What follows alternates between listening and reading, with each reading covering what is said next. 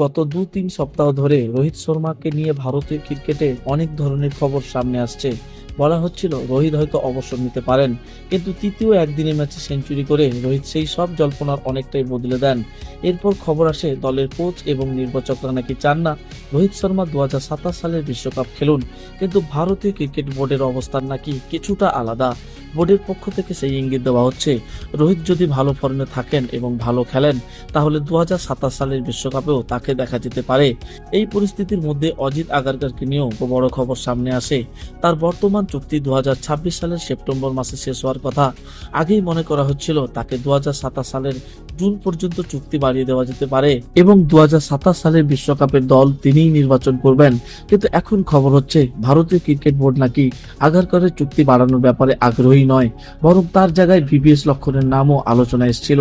লক্ষ্মণকে ভারতীয় cricket board অনেকদিন ধরেই গুরুত্বপূর্ণ দায়িত্ব দিয়ে আসছে। তিনি জাতীয় ক্রিকেট একাডেমির প্রধান ছিলেন, পরে তিনি ভারতীয় ক্রিকেট বোর্ডের ক্রিকেট উন্নয়ন কেন্দ্রের দায়িত্ব নেন।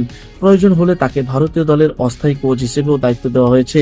এর একটাই কারণ, ভারতীয় ক্রিকেট বোর্ডের কাছে লক্ষ্মণের গ্রহণযোগ্যতা অনেক বেশি। ভারতীয় দলের সিনিয়র ক্রিকেটারদের সঙ্গেও তার ভালো সম্পর্ক রয়েছে। কিন্তু এখন যে খবরটি সামনে আসছে সেটি আরো বড়। খবর অনুযায়ী ভারতীয় ক্রিকেটের নতুন একটি পদ তৈরি হতে চলেছে। পদের নাম হবে ক্রিকেট পরিচালক, আর এই পদে ভিভিএস লক্ষ্মণকে বসানোর পরিকল্পনা করছে ভারতীয় ক্রিকেট বোর্ড। এই পদে থাকলে লক্ষ্মণের দায়িত্ব শুধু একটি দলের মধ্যে সীমাবদ্ধ থাকবে না। ভারতীয় ক্রিকেট একাডেমি এবং ক্রিকেট উন্নয়ন কেন্দ্রের দায়িত্বের পাশাপাশি ভারতীয় ক্রিকেটের সামগ্রিক পরিকল্পনার সঙ্গেও তিনি যুক্ত থাকবেন বলে মনে করা হচ্ছে। সবচেয়ে বড় বিষয় হলো তার অধীনে নির্বাচক কমিটি, দলের কোচ এবং খেলোয়াড়দের মধ্যে সমন্বয়ের দায়িত্ব থাকতে পারে। অর্থাৎ ভারতীয় দলের ভবিষ্যৎ পরিকল্পনা, খেলোয়াড়দের উন্নতি, সিনিয়র এবং জুনিয়র ক্রিকেটের মধ্যে সমন্বয়, সব ক্ষেত্রে লক্ষ্মণের বড় ভূমিকা থাকতে পারে। আর এখানেই প্রশ্ন উঠছে, তাহলে কি ভিভিএস লক্ষ্মণ গৌতম গম্ভীর এবং অজিত আগারকরের উপর চলে যাবেন?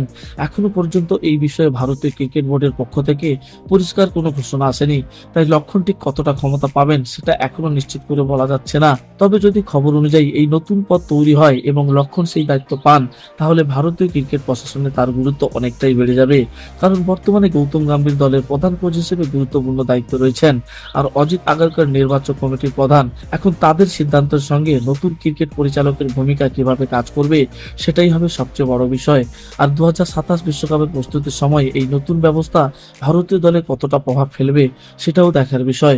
বিশ্বের বিভিন্ন দেশের ক্রিকেট বোর্ডে এই ধরনের পদ রয়েছে। সেই একই ধরনের ব্যবস্থা ভারতীয় ক্রিকেটেও তৈরি হলে ভারতীয় ক্রিকেট বোর্ডের সিদ্ধান্ত নেওয়ার পদ্ধতিতে বড় পরিবর্তন আসতে পারে। আর যদি সত্যি ভিভিএস লক্ষ্মণ এই দায়িত্ব পান, তাহলে ভারতীয় ক্রিকেটে তার প্রভাব যে অনেকটাই বাড়বে সেটাই বলা যায়। আপনাদের কি মনে হয়, ভিভিএস লক্ষ্মণকে ক্রিকেট পরিচালক করা হলে ভারতীয় ক্রিকেটের জন্য সেটা ভালো সিদ্ধান্ত হবে? অবশ্যই কমেন্টে জানাবেন।